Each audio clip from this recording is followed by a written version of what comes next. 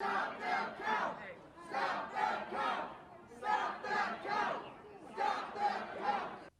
You heard it there, folks. Trump supporters chanting "Stop the count" outside of a polling site in Detroit, Michigan, where absentee ballots were being counted.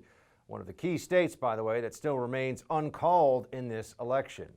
The protests come after, get this, poll workers were seen boarding up the windows at the counting center. What the heck? In an effort to shield the crowds from seeing what was going on inside. That's not sketchy.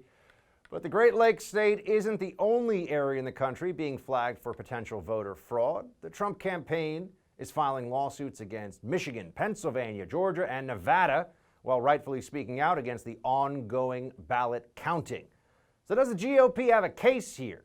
For the latest on these challenges, let's bring in a lawyer involved in that fight directly, Harmett Dhillon, civil rights attorney and Lawyers for Trump national co-chair. Harmett, great to have you. Thanks, Buck. Happy to be here today. All right, tell us exactly what we are facing right now. It looks like this is going to be a drawn-out legal battle. What are the primary contentions that folks across the country should be aware of that the Trump campaign is making in these challenged states now with these lawsuits? Sure. Well, one thing to understand to start with is that each state sets the rules of the election, how many days past the deadline, if any, ballots can be received. What are the terms and conditions of poll watchers being allowed access, although that is required everywhere, and things like that, hours of the voting and so forth. And so these challenges are different in each state. You mentioned Detroit. In Detroit, they are preventing an equal number of Republican poll watchers, or sometimes any at all, from being in there, while Democrats are allowed in, or so-called independent observers are allowed in to witness the handling of the ballots. Now, why does this matter? Well, it matters in many cases when you're dealing with provisional ballots or you're dealing with ballots that are illegible or somehow damaged, because in those circumstances, a official poll worker takes that damaged or questionable ballot and transfers the information onto a fresh, unmarked ballot. That's supposed to be witnessed by both sides. And under Michigan law, it can only be signed off on if both sides witness it, and also there is a perfect match between the number of ballots that came in and the number of ballots that leave. And if there is not such a perfect match, then all of the ballots in the precinct may be disregarded. So that's what's at stake. There's a lot at stake there. And so in other states, there are other circumstances. In Chatham County, in Georgia, there was a witness who claimed and certified under penalty of perjury that 53 late ballots were mixed in with the regular ballots.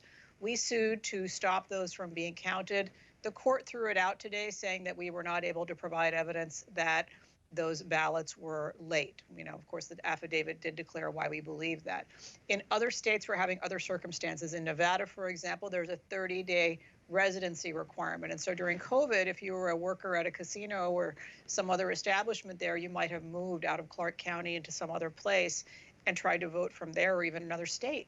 And so apparently at least 10,000 ballots like that of people who don't currently reside in Clark County have been tabulated or are part of the mix. We are challenging that. That is going to make a material impact in the outcome of that election. Arizona, can I ask we are having specifically circumstances in some counties like that. About Pennsylvania, because that looks like there's a lot of legal stuff going on there.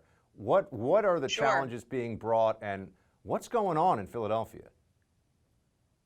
Yeah, so Philadelphia is particularly problematic. There's some issues in some of the other blue strongholds. There's 3 lawyers at my law firm who are actually on the ground there in Philadelphia. And what they are witnessing is, first of all, they're not being allowed anywhere near the ballots to be able to observe. I just described to you how it happens in Michigan. That's how it happens all over the country, that you're supposed to have lawyers from both sides witnessing somebody handling or changing or amending a ballot. That's not happening. And so Republicans are more than 30 feet away or even 100 feet away in some circumstances. That's meaningless. And so that's what we're objecting to. So when we're saying stop the count, we don't mean stop the count altogether. We mean stop the count until it can be fairly observed.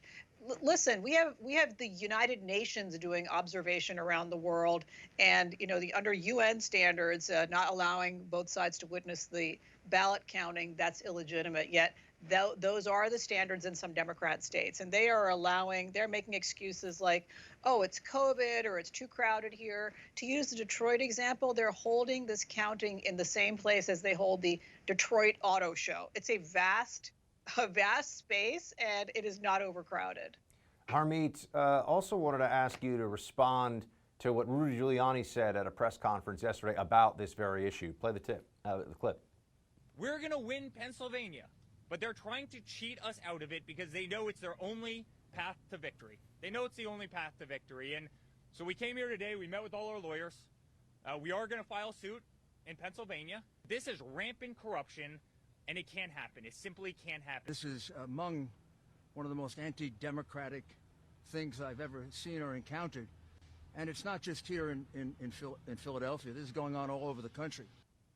What does Rudy Giuliani think is going on right now? He's one of the president's lawyers. He's part of this effort as well. We're hearing a lot about what wouldn't just be mistakes in this ballot counting process, honest mistakes, which clearly are happening. I don't think anybody would think that's not the case.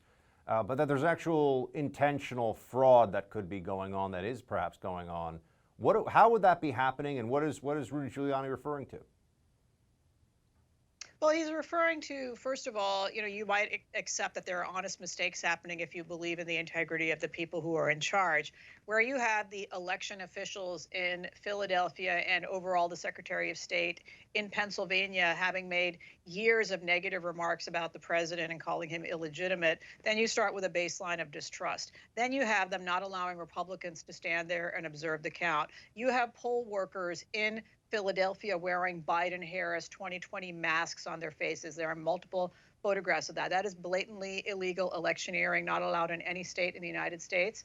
You have things like that. And then you have a illegitimacy of the Secretary of State, who is not under our federal law allowed to change the rules of an election, imposing this 3-day after the election receipt deadline. She also changed a separate law which requires first-time voters to provide evidence of their identification within 6 days of the election. She changed that to 9 days. What does that mean? That effectively gives Democrats 9 days after the election to mess with the ballot count. And I think everybody is beginning to become familiar with what we're familiar with in California, which is this concept of late-breaking dumps of ballots. We had that in California because of ballot harvesting. Now you're going to have it in the rest of the country because, unfortunately, Republicans did not listen to the charge that we are going to have messing with our election results from lawyers who have that in other states like California. And so we have to stop this mail balloting system in the future that allows ballots to continue to be received days or even weeks after the election, because fraud will occur. And I would add to everything you've asked me, there are credible, in my opinion, instances coming up of dead people's ballots having been voted. And that is relatives, grandchildren, or children of those people have gone online after seeing reports and checked the ballot status in Michigan, in Nevada, in Pennsylvania, and in some other states. And they are reporting, I haven't verified this myself, they are reporting dead people's ballots having been voted. And you can check this in many states. So I would urge people, if they're concerned about it, go check and see if your deceased relative's ballot has been voted. That would be fraud. Yeah, I was going to say, I'm not a constitutional lawyer, but I'm pretty sure that's illegal. Harmett Dhillon, everybody, thank you so much for joining us. Good luck to you, and we'll have you back soon. Thank you, Buck. It's been 48 hours since election night, and we still don't know who our next president's going to be. Just how long can this go on for? The short answer? A long time. The longer answer? Well, that's up next in the Buck Brief.